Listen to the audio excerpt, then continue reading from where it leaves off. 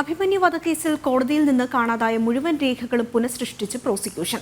കുറ്റപത്രവും postmortem റിപ്പോർട്ടും അടക്കം 13 രേഖകളാണ് പുനഃസൃഷ്ടിച്ചത്. ഈ രേഖകൾ ജില്ലാ സെഷൻസ് കോടതിക്ക് അടുത്തയാഴ്ച കൈമാറും.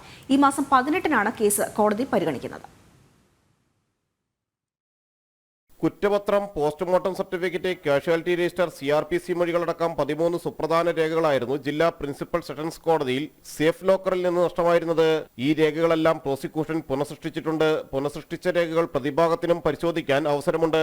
നഷ്ടപ്പെട്ട രേഖകളുടെ എല്ലാം കോപ്പികൾ പ്രോസിക്യൂഷൻ അഭിഭാഷകരുടെയും പോലീസിന്റെയും പ്രതിഭാഗത്തിന്റെയും കൈവശമുണ്ടായിരുന്നു. ഇതുമായി ഒത്തുനോക്കി എതിർപ്പുകളില്ലെങ്കിൽ ഈ രേഖകൾ ഉപയോഗിച്ച് വിചാരണ നടപടികൾ ആരംഭിക്കാൻ കഴിയും. രേഖകൾ കാണാതായത് സെഷൻസ് കോടതി ഹൈക്കോടതിയെ അറിയിച്ചതിനെ തുടർന്ന് നഷ്ടമായ രേഖകൾ പുനഃസൃഷ്ടിക്കുന്നതിനുള്ള സാധ്യതകൾ കോടതി ആരാഞ്ഞിരുന്നു. 2018 ജൂലൈ 2-ന് പുലർച്ചെ PFI ക്യാമ്പസ് ഫ്രണ്ട് ഭീകരവാദികൾ കുത്തിക്കൊലപ്പെടുത്തിയ മഹാരാജാസ് കോളേജിലെ SFI നേതാവ് അഭിമന്യുവിന്റെ പോസ്റ്റ്മോർട്ടം റിപ്പോർട്ട് അടക്കം നഷ്ടമായതിലെ ദുരൂഹത മാറിയിട്ടില്ല.